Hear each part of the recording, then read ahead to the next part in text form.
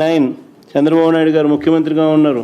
కేవలం నాన్నగారిని రాజశేఖర రెడ్డి గారిని పులివెందులకి కట్టడి చేయాలి అన్న ఒక్క రాజకీయ కోణంతో ఆ కేసులో దోషులను బరితెగించి హైదరాబాద్ తెలుగుదేశం పార్టీ సెంట్రల్ ఆఫీస్లో ఎన్టీఆర్ ట్రస్ట్ భవన్లో పెట్టి అధికార దుర్వినియోగం చేసి వాళ్ళని రక్షించినారు, జైలుకు కూడా పంపకుండా. మరి ఇది ఎవరిదయ్యా క్రిమినల్ బ్రెయిన్ చంద్రబాబు గారు అని అడుగుతాను. ఎవరిది?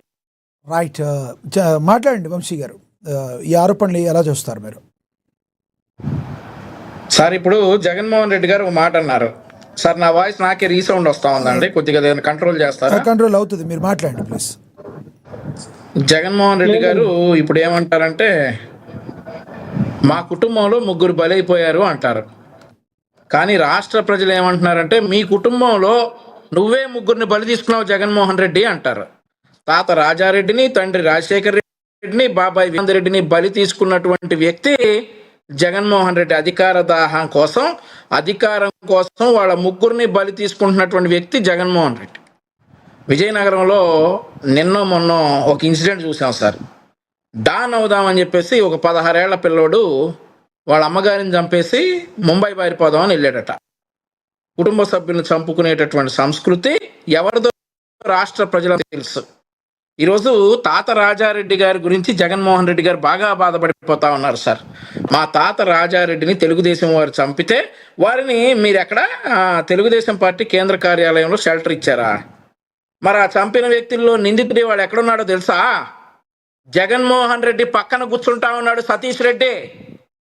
ఆ చంపిన వ్యక్తుల్లో నిందితుడు ఈరోజు YSR Congress party general secretary. Jaganmohan Reddy పక్కన కూర్చుంటా ఉన్నాడు లక్ష్మీనాథ్ గారు. ఇవాళ వ్యక్తి మేము షెల్టర్ ఇచ్చామా? మరి నువ్వేమిచ్చావు? పార్టీలో పదవి ఇచ్చావు, రేపు మాపో ఎమ్మెల్సీ చేస్తానని హామీ ఇచ్చావు. నీ తాతను చంపినోడిని నువ్వు కబుర్లు చెప్తా ఉన్నావా? నిన్నటి వరకు సతీష్ రెడ్డి మా రాజారెడ్డి గారిని, మా తాతగారిని అంతమొందించాడని చెప్పి సతీష్ రెడ్డి గారి మీద పడి అన్నటువంటి వ్యక్తి 2024 ఎన్నికలకు ముందు అదే సతీష్ రెడ్డి గారిని వైసీపీ కండవేసి పార్టీలోకి ఆహ్వానించుకుని ఈరోజు ఆయన పార్టీ ప్రధాన కార్యదర్శి పదవి ఇచ్చి కుర్చీలో కూర్చోబెట్టుకుని రేపు ఎమ్మెల్సీగానే ఏదో పదవి ఇస్తానని హామీ ఇచ్చాడు.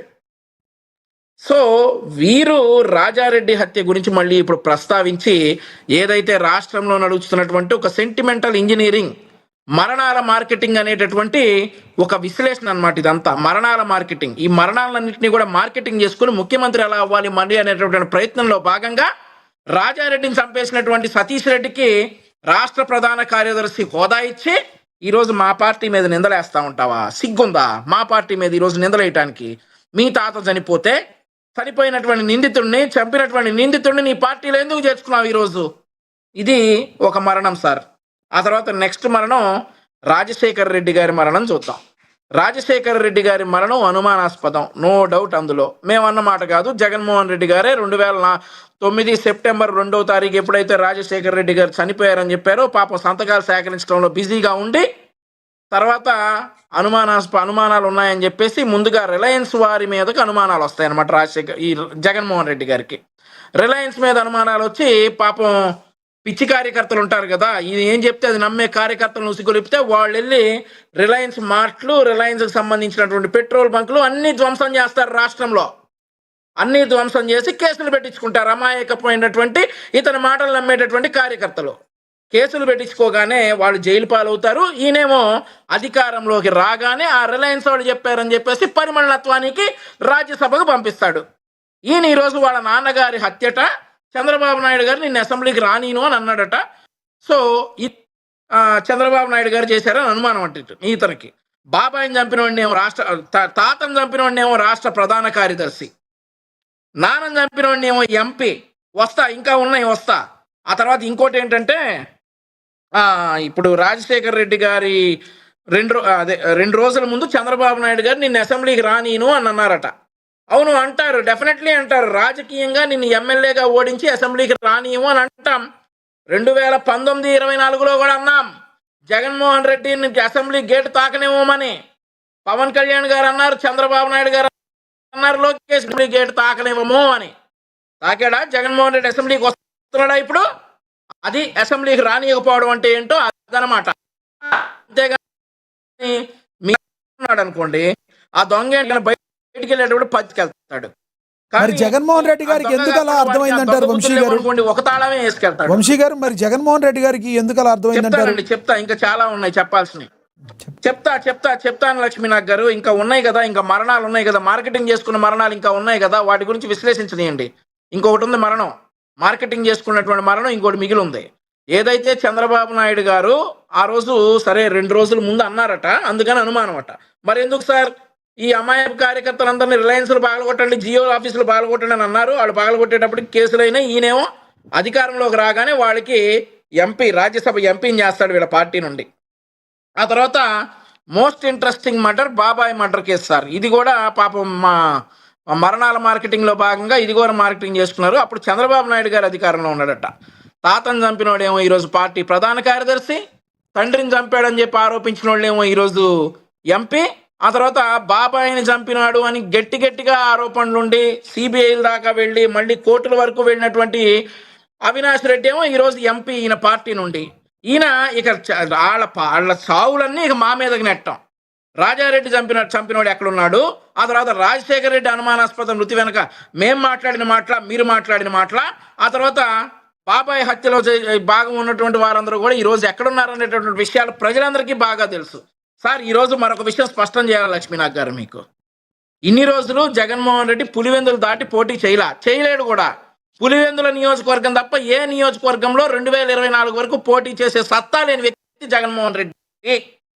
కూడా వీళ్ళ మీద భయంతో ఓట్లేశారు సార్. ఇన్ని రోజులు వీళ్ళ మీద భయపడి ఓట్లేశారు, అంతేగాని వీళ్ళేదో వాళ్ళ మీద ప్రేమతో ఓట్లేదు. అది ఎలా తెలుసు అంటే, జగన్ నిన్ను అధపాతాళానికి తొక్కుతాం, జగన్మోహన్ రెడ్డి నిన్ను అసెంబ్లీ గేట్ తాకనివ్వం అని చెప్పిన తర్వాత దారుణాతి దారుణంగా 11 సీట్లకు పడిపోయిన తర్వాత పులివెందుల నియోజకవర్గ ప్రజలందరికీ కూడా ధైర్యం వచ్చింది.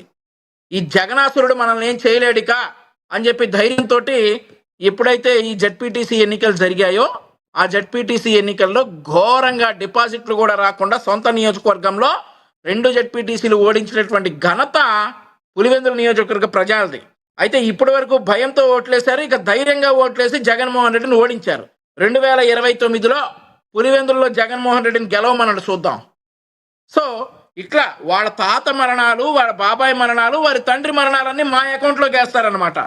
కాదు సార్, ఇక్కడి నుంచి ఇట్లాంటివన్నీ కూడా గొడ్డలి పార్టీ అని అంట మానేస్తారా మీరు? ఎందుకంటే ఆయనకి బాధ కలుగుతుంది, ఇబ్బంది కలుగుతున్నట్టు. గొడ్డల పార్టీ అంటాం, బరాబర్ అంటాం సార్ గొడ్డల పార్టీ అని. వాళ్ళ తాత రాజారెడ్డిని చంపిన సతీష్ రెడ్డిని తీసేయమన్నాడు పార్టీలో నుంచి అనం. ఆ తర్వాత పరిమళత్వానికి ఎంపీ సీట్ ఇచ్చారు కదా, ఎందుకు ఇచ్చారో సమాధానం చెప్పనండి అనం. ఆ తర్వాత తండ్రి రాజశేఖర రెడ్డి శవం రాకముందే సంతకాలు సేకరించారు కదా, తండ్రి రాజశేఖర రెడ్డి మరణానికి పరిమళత్వానికి కారణం అని అన్నారు కదా, వాటికి సమాధానం చెప్పమనండి. ఆ తర్వాత బాబాయ్ హత్య కేసు ముందు సిబిఐ అన్నారు, ఆ తర్వాత వీళ్ళు రాగానే ఎందుకు సార్ అవసరం లేదు మా పోలీసులతో చేయించుకుంటామన్నారు. ఆ తర్వాత మళ్ళీ ఆ బాబాయ్ కూతురు సునీతారెడ్డి గారు సుప్రీంకోర్టు వరకు వెళ్ళి సిబిఐ విచారణ జరగాల్సిందే అని తీర్పు తెచ్చుకున్నారు. వీటికి సమాధానం చెప్పమనండి. గొడ్డల పార్టీ అని అనం. సమాధానం చెప్పే వరకు వీరిది గొడ్డల పార్టీయే. రైట్. వంశీ గారు మళ్ళీ మాట్లాడతాం మీతో. ప్రధానంగా లక్ష్మణరావు గారు ఒకటి చెప్పండి. మీరు జగన్మోహన్ రెడ్డి గారు ఆరోపణలు చేశారు, సొంత చెల్లెళ్ళు ఎవరు కూడా చంద్రబాబు నాయుడు గారి దగ్గరికి రావటమో ఇలా జరిగిందని చెప్పడమా? షర్మిల గారు కావచ్చు, సునీత గారు కావచ్చు, ఎప్పుడు జగన్మోహన్ రెడ్డి గారి వైపే వేళ్ళు ఎందుకు చూపిస్తున్నారు? సొంత చెల్లి ఎందుకు అన్ని క్వశ్చన్లు వేస్తుందంటే ఏం చెప్తారు మీరు? సొంత చెల్లెల్ని షర్మిల గారిని ఎందుకు జగన్మోహన్ రెడ్డి గారి వైపు వేలు చూపిస్తూ ఉన్నారు, ఎందుకు చంద్రబాబు నాయుడు గారి వైపు చూపించట్లేదు అడుగుతా ఉన్నారు. ఇద్దరు కూడా చంద్రబాబు నాయుడు గారికి అమ్ముడిపోయారు. చంద్రబాబు నాయుడు గారు ఇద్దరితో ఆట ఆడిస్తూ ఉన్నాడు. ఆ ఆట ఎంతవరకు కొనసాగుతుందో, ఎంతవరకు చూస్తుందో రేపొద్దున వాళ్ళ చేతులు కాలిందో వాళ్ళకి అర్థమవుతుంది. ఎవరైతే ఈ సునీత వాళ్ళ ఆస్తుల కోసం వాళ్ళ నాన్నని చంపారని ఆలోచన విధానం ఇది చంద్రబాబు నాయుడు గారు ప్రీ ప్లానెడ్ గా ఆదిరెడ్డి, ఎవరైతే ఆదిరెడ్డి వీళ్ళందరూ ఉన్నటువంటి బీటెక్ రవి గాని, ఆదిరెడ్డి గాని, అలాగే చంద్రబాబు నాయుడు, ఈ సునీత వీళ్ళందరూ కలిపి ఒక వర్గం తయారయ్యి దస్తగిరితో చంపించారనేటువంటి విధానం నడుస్తూ ఉంది.